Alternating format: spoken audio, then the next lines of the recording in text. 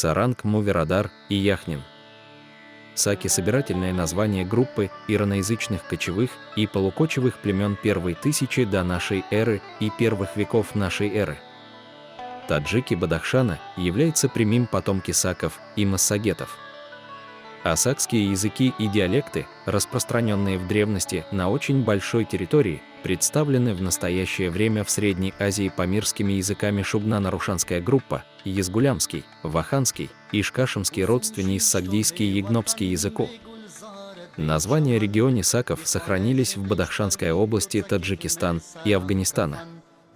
Например, этимология региона Ишкашем, по мнению Пахалиной, топоним имеет индоарийское происхождение и восходит к индоиранский сак Шама, где первая часть может быть истолкована либо как название страны, где жило племя саков, средний авестинский сак, название страны и народа, либо как название племени саков, а вторую часть можно сопоставить с древний индоиранский кшам, земля, страна, и с производным от него современным индоарийским кшама, земля.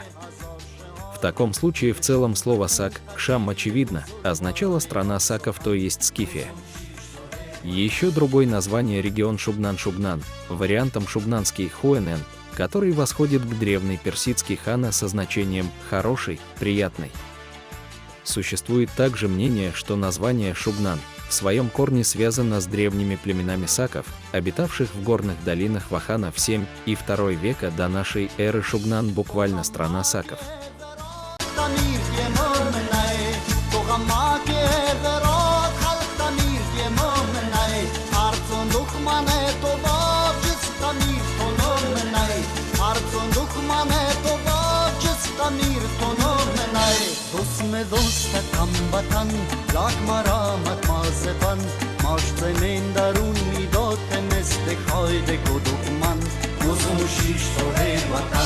دوست دوستت هموطن لاک مرامت مازبان ماش زمین درون میداد مثل خاید کدومن اوزم جیش تو وطن اوزم جیش تو وطن بگذار به چمن ی خاله جنچ پروین تو تکیک مسران کفن اوزم جیش تو وطن تو کوته پر از غبار بچای هزار شهر نوشم تخون قدیری بزرگوار یا سخن اوزم جیش تو وطن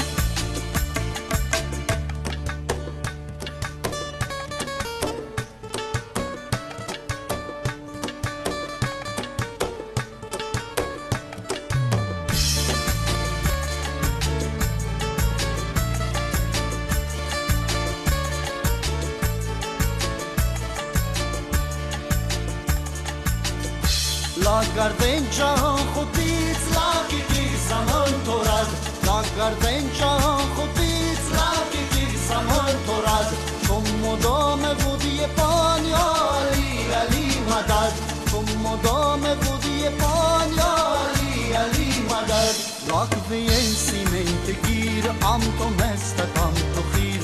تو زمین تفت پسونت تو آسمان انجیر ستن اوزم جیش تو وطن لاک سیمنت گیر ام تو مستت ام تو خیر تو زمین تفت پسونت تو آسمان انجیر ستن اوزم جیش تو وطن اوزم جیش تو وطن بگلزارت به چمن ی خاله جنچ پروین تو تکیک مسران کفن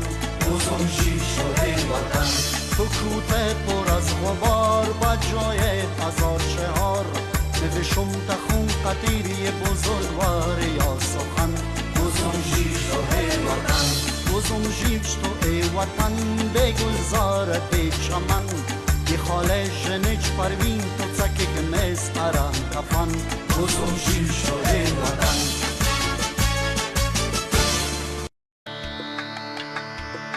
اوزم جیش تو وطن بگلزارت به چمن ی خاله جنچ پروین تو تکیک مسران کفن